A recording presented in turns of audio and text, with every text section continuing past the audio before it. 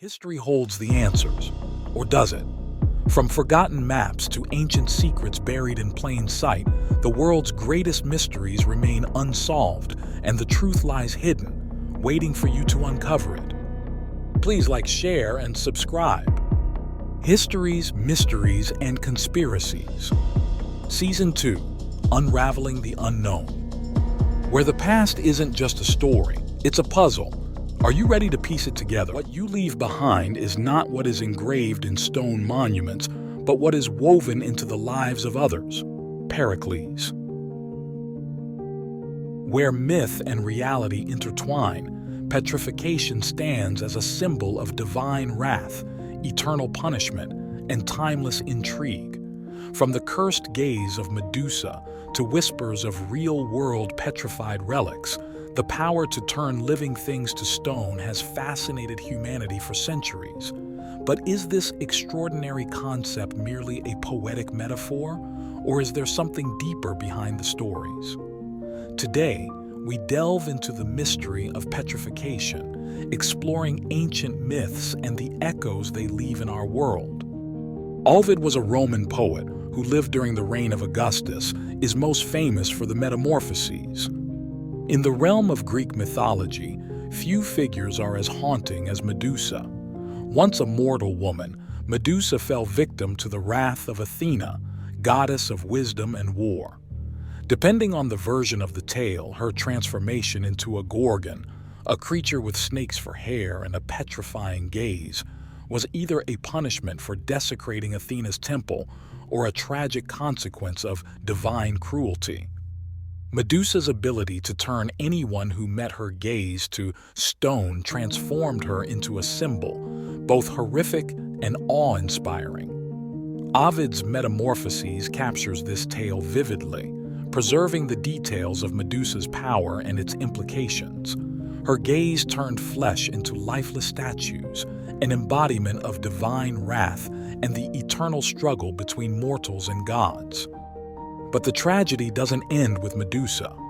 Her death at the hands of Perseus gave rise to new layers of complexity. Perseus, wielding Medusa's severed head, used the power of her gaze as a weapon, a striking example of how petrification becomes a tool of both fear and survival in these myths. The story of Medusa is far from the only account of gods wielding the power to petrify. In Greek mythology especially, transformation forms the cornerstone of divine intervention. Gods used it as a means of elevation, punishment, or even mercy. Petrification in particular carries a sense of finality, an eternal reminder of divine power. These myths often portray the gods as guardians of balance, punishing defiance and hubris while rewarding loyalty. To be turned to stone is to become a living testament to divine justice. As we journey through these stories, we witness just how intertwined the human experience and divine authority were in ancient thought. Among the most heart-rending tales of divine punishment is the story of Niobe, the proud queen of Thebes. Blessed with many children, Niobe's arrogance grew unchecked. She mocked the goddess Leto, mother of Apollo and Artemis, claiming her superiority because she bore more children. This act of hubris invoked the wrath of the gods. One by one, Niobe's children were slain by Apollo and Artemis, leaving her broken and desolate. In her overwhelming grief, Niobe fled to Mount Sipylus, where she begged the gods for release from her suffering. Thus, she was turned to stone, a petrified figure forever weeping for her lost children. Niobe's story is a haunting reminder of how closely the ancient Greeks linked emotional states to physical forms. Her transformation into stone immortalizes her grief, a testament to both her hubris and the devastating consequences of offending the gods. The power of petrification takes on an entirely new dimension in the story of Phineus and Perseus. After slaying Medusa, Perseus carried her head as a trophy, its powers intact. When Phineus, his rival for the affections of Princess Andromeda, launched an attack, Perseus used Medusa's head as a weapon. One by one, his enemies met her gaze, turning instantly to stone. This tale reveals the dual nature of Medusa's petrifying power. Though a curse on the Gorgon herself, it became the ultimate weapon in Perseus's hands. It emphasizes how transformation, in this case, petrification, can change roles depending on the wielder, shifting from a divine punishment to an unparalleled tool of survival and conquest. Ovid does not describe a scientific or detailed method for how petrification happens, but rather portrays it as a divine act of will or magical consequence. The gods are portrayed as omnipotent beings who can manipulate nature, life, and matter at will. Natural petrification occurs when organic materials, such as wood or bone, are gradually replaced by minerals over time. The result is a hardened, stone-like fossil, a physical transformation resembling the mythical accounts of Medusa or Niobe.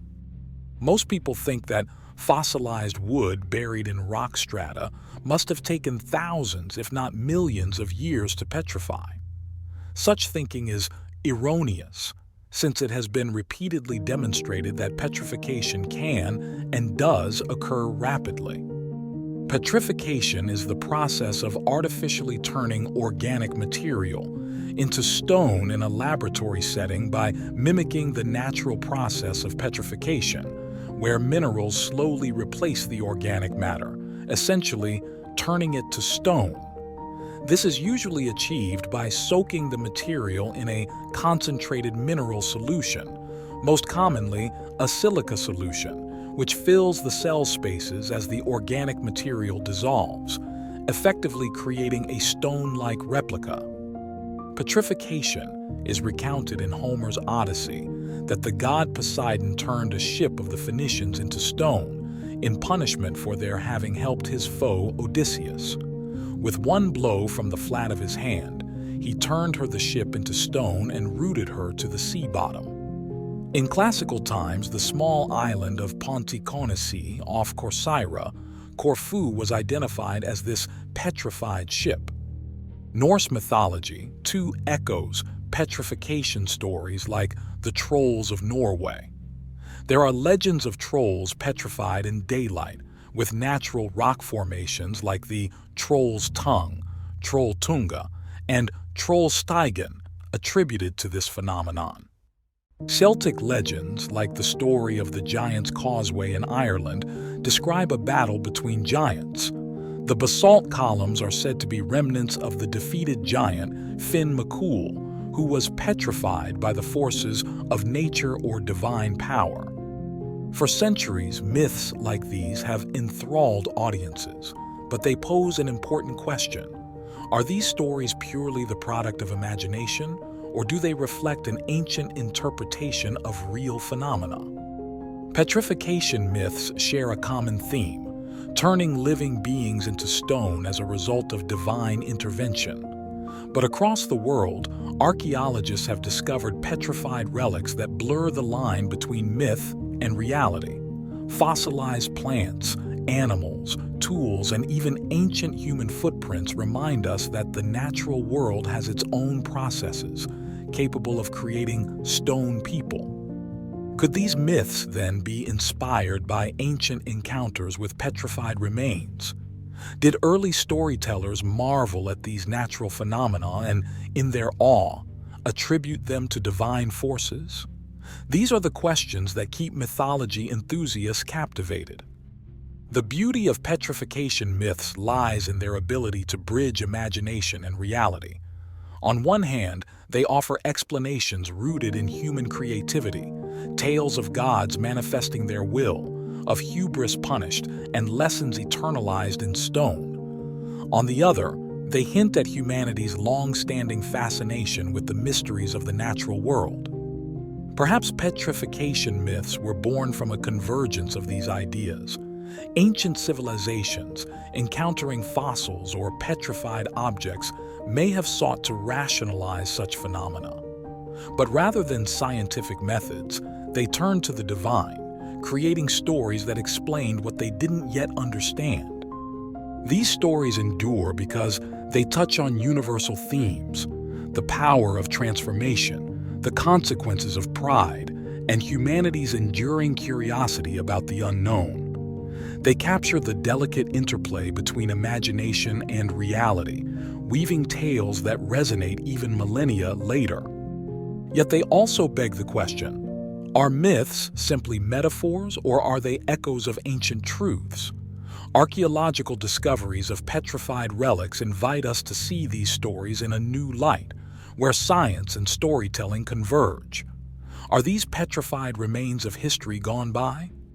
When we look at the Sumerian story of Enki and Marduk defeating their creators and transforming them into the earth and heavens, it might be worth considering the world around us in a deeper way. In the end, petrification remains one of mythology's most captivating phenomena. It is a symbol of transformation and eternity, a reminder of the divine powers that shape the ancient world, and a testament to the human imagination that continues to breathe life into these legends. The question is yours to ponder. Are these tales of stone purely fiction, or does the truth stand among us, hidden in plain sight?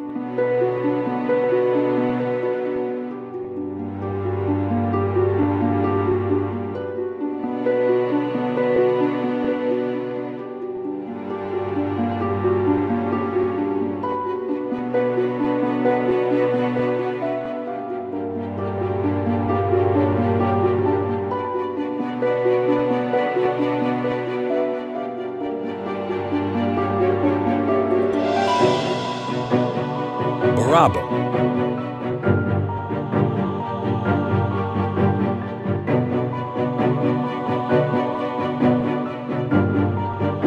Select an option for more.